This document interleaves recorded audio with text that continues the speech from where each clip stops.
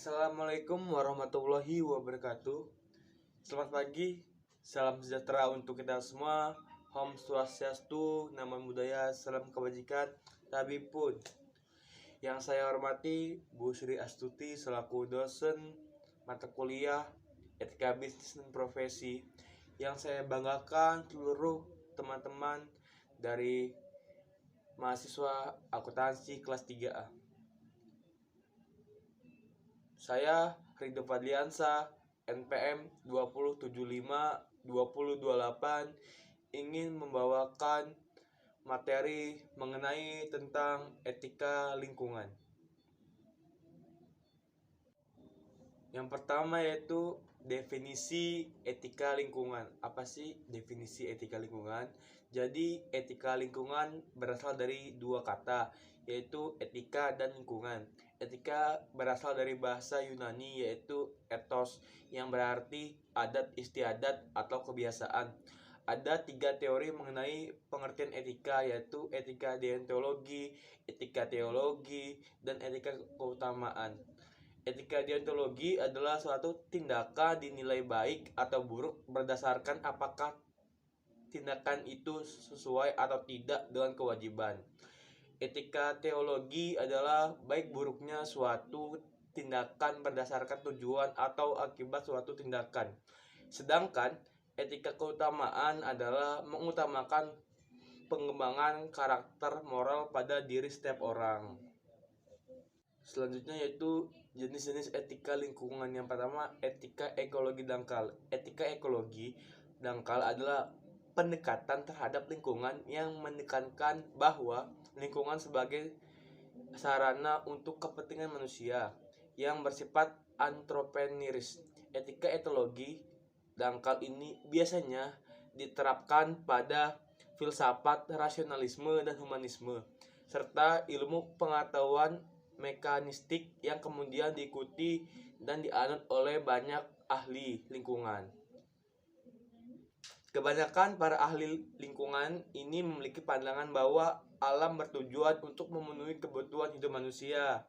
Secara umum, etika ekologi dangkal ini menekankan hal-hal berikut, yaitu manusia terpisah dari alam, terus mengutamakan hak-hak manusia atas alam tetapi tidak menekankan tanggung jawab manusia. Selanjutnya, mengutamakan perasaan manusia sebagai pusat keprihatinannya.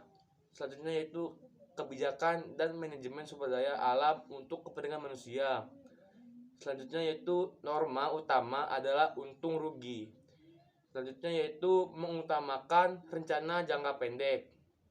Selanjutnya yaitu pemecahan krisis ekologis melalui pengaturan jumlah penduduk khususnya di negara miskin. Yang terakhir yaitu menerima secara positif pertumbuhan ekonomi. Nah, itu merupakan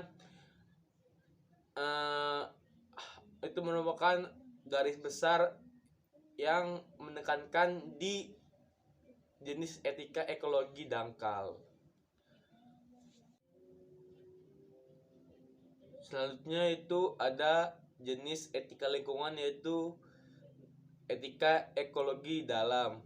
Etika ekologi dalam adalah pendekatan terhadap lingkungan yang melalui pentingnya memahami lingkungan sebagai keseluruhan kehidupan yang saling menopang, sehingga semua unsur mempunyai arti dan makna yang sama. Etika ekologi ini memiliki prinsip yaitu bahwa semua bentuk kehidupan memiliki nilai bawaan dan karena itu memiliki hak untuk menuntut penghargaan karena harga diri, hak untuk hidup, dan hak untuk berkembang. Premisnya adalah bahwa lingkungan moral harus melampaui spesies manusia dengan memasukkan komunitas yang lebih luas. Komunitas yang lebih luas di sini maksudnya adalah komunitas yang menyertakan binatang dan tumbuhan serta alam. Secara umum, etika ekologi dalam ini menekankan hal-hal. Yang pertama, manusia adalah bagian dari alam. Yang kedua, menekankan hak hidup makhluk lain walaupun dapat dimanfaatkan oleh manusia, tidak boleh diperjalankan sewenang-wenangnya. Yang ketiga, prihatin akan perasaan semua makhluk dan sedih kalau alam diperlakukan sewenang-wenangnya. Yang keempat, kebijakan manajemen lingkungan bagi sebuah makhluk. Yang kelima, alam harus dilestarikan dan tidak dikuasai. Yang keenam, pentingnya melindungi keanekaragaman hayati. Yang ketujuh, menghargai dan memelihara tata alam. Yang kedelapan, mengutamakan tujuan jangka panjang sesuai ekosistem. Dan yang terakhir itu mengkritik sistem ekonomi dan politik dan menyodorkan sistem alternatif, yaitu sistem mengambil sambil memelihara. Nah, itu merupakan jenis etika lingkungan hidup, yaitu etika ekologi dalam. Selanjutnya yaitu teori etika lingkungan. Yang pertama itu ada antroposentrisme, yaitu teori lingkungan ini memandang manusia sebagai pusat dari sistem alam semesta. Manusia dan kepentingannya dianggap yang paling menentukan dalam tatanan ekosistem dan dalam kebijakan yang diambil dalam kaitan dengan alam, baik secara langsung maupun tidak langsung. Nilai tertinggi adalah manusia dan kepentingannya, yaitu nilai dan prinsip moral hanya berlaku bagi manusia dan etika hanya berlaku bagi manusia. Antroposentrisme selain bersifat antropotris juga sangat instrumentalistik. Artinya, pola hubungan manusia dan alam dilihat hanya dalam relasi instrumental. Alam ini sebagai alat bagi kepentingan manusia. Sehingga apabila alam atau komponennya dinilai tidak berguna bagi manusia, maka alam diabaikan. Karena bersifat instrumental dan egois, maka teori ini dianggap sebagai sebuah etika lingkungan yang dangkal dan sempit. Teori ini dianggap sebagai salah satu penyebab, bahkan penyebab utama dari krisis lingkungan yang terjadi. Teori ini menyebabkan manusia mengeksploitasi dan menguras alam semesta demi memenuhi kepentingan dan kebutuhan hidupnya dan tidak peduli terhadap alam yang ada di muka bumi ini. Teori etika lingkungan yang selanjutnya yaitu biosentrisme. Teori ini memandang setiap kehidupan dan makhluk hidup mempunyai nilai dan berharga pada dirinya sendiri. Tidak hanya manusia yang mempunyai nilai, alam juga mempunyai nilai pada dirinya sendiri lepas dari kepentingan manusia. Biosentrisme menolak argumen antropocentrisme. Kenapa? Karena yang menjadi pusat perhatian dan yang dibela oleh teori ini adalah kehidupan. Secara moral, berlaku prinsip bahwa setiap kehidupan di muka bumi ini mempunyai nilai moral yang sama sehingga harus dilindungi dan diselamatkan. Konsekuensinya, alam semesta adalah sebuah komunitas moral baik pada manusia maupun pada makhluk hidup lainnya. Manusia maupun bukan manusia sama-sama memiliki nilai moral, dan kehidupan makhluk hidup apapun pantas dipertimbangkan secara serius dalam setiap keputusan dan tindakan moral, bahkan lepas dari perhitungan untung rugi bagi kepentingan manusia.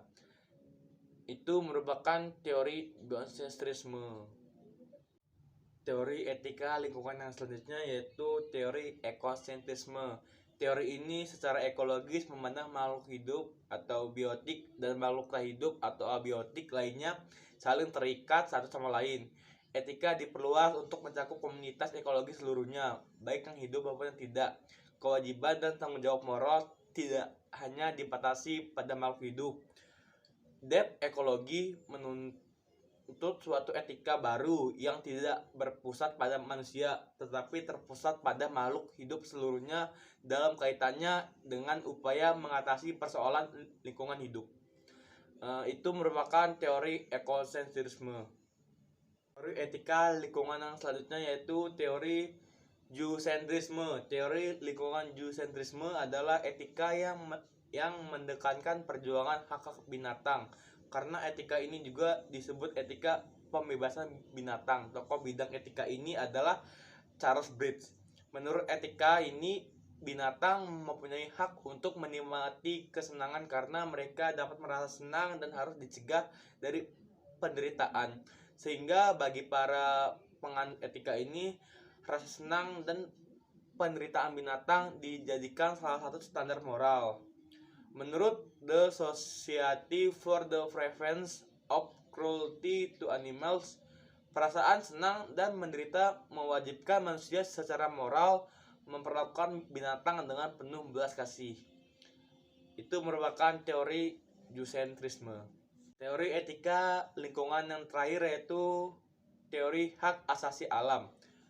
Makhluk hidup selain manusia tidak memiliki hak pribadi, namun makhluk hidup membutuhkan ekosistem atau habitat untuk hidup dan berkembang.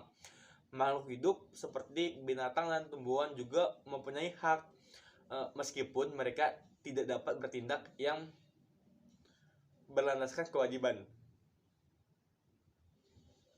Mereka ada dan tercipta untuk kelestarian alam ini. Maka mereka juga mempunyai hak untuk hidup.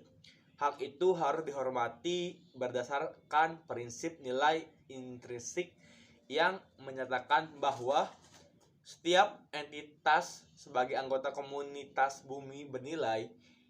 Dengan demikian, pembabatan hutan secara tidak profesional dan penggunaan binatang sebagai objek eksperimen tidak dapat dibenarkan.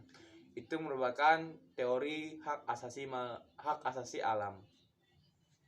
Selanjutnya yaitu prinsip-prinsip etika lingkungan. Yang pertama yaitu prinsip sikap hormat terhadap alam. Yang kedua yaitu prinsip tanggung jawab. Yang ketiga yaitu solidaritas kosmis. Yang keempat yaitu prinsip kasih sayang dan kepedulian. Yang kelima yaitu prinsip no harm. Yang keenam yaitu prinsip hidup sederhana dan selaras dengan alam. Yang ketujuh yaitu prinsip keadilan. Yang kedelapan yaitu prinsip demokrasi, dan yang terakhir yaitu prinsip integritas moral. Nah, itu merupakan prinsip-prinsip etika lingkungan. Selanjutnya yaitu penerapan etika lingkungan hidup. Sikap ramah terhadap lingkungan hidup harus bisa menjadi sesuatu kebiasaan yang dilakukan oleh setiap manusia dalam menjalankan kehidupan baik dalam lingkungannya, baik dalam lingkungan keluarga, sekolah, dan lingkungan masyarakat. Beberapa hal yang dapat dilakukan dalam memudayakan sikap tersebut antara lain, yang pertama yaitu di lingkungan keluarga. Lingkungan keluarga adalah salah satu tempat yang sangat efektif menanamkan nilai-nilai etika lingkungan. Hal itu dapat dilakukan dengan yang pertama, menanam pohon dan memelihara bunga di pekarangan rumah. Setiap orang tua memberi tanggung jawab kepada anak-anak secara rutin untuk merawatnya dengan menyiram dan memberi pupuk. Yang kedua itu membiasakan diri membuang sampah pada tempatnya. Secara bergantian, setiap anggota keluarga mempunyai kebiasaan untuk menjaga kebersihan dan merasa malu jika membuang sampah sembarangan. Yang ketiga, memberikan tanggung jawab kepada anggota keluarga untuk menyapu rumah dan pekarangan rumah secara rutin. Selanjutnya itu penerapan etika lingkungan hidup di lingkungan sekolah. Kesadaran mengenai etika lingkungan hidup dapat dilakukan di lingkungan sekolah dengan memberikan pelajaran mengenai lingkungan hidup dan etika lingkungan melalui kegiatan ekstrakurikuler sebagai wujud kegiatan yang konkret dengan mengarahkan pada pembentukan sikap yang berwawasan lingkungan, seperti yang pertama, pembahasan atau diskusi mengenai isu lingkungan hidup. Yang kedua yaitu pengelolaan sampah. Yang ketiga itu penanaman pohon. Yang keempat itu penyuluhan kepada siswa. Yang kelima itu kegiatan piket dan Jumat bersih. Nah, selanjutnya itu bisa juga diterapkan di lingkungan masyarakat. Pada lingkungan masyarakat, kebiasaan yang berdasarkan pada etika lingkungan dapat diterapkan melalui yang pertama itu membuang sampah secara berkala ke tempat pembuangan sampah. Yang kedua yaitu kesediaan untuk memisahkan antara sampah organik dan sampah non-organik.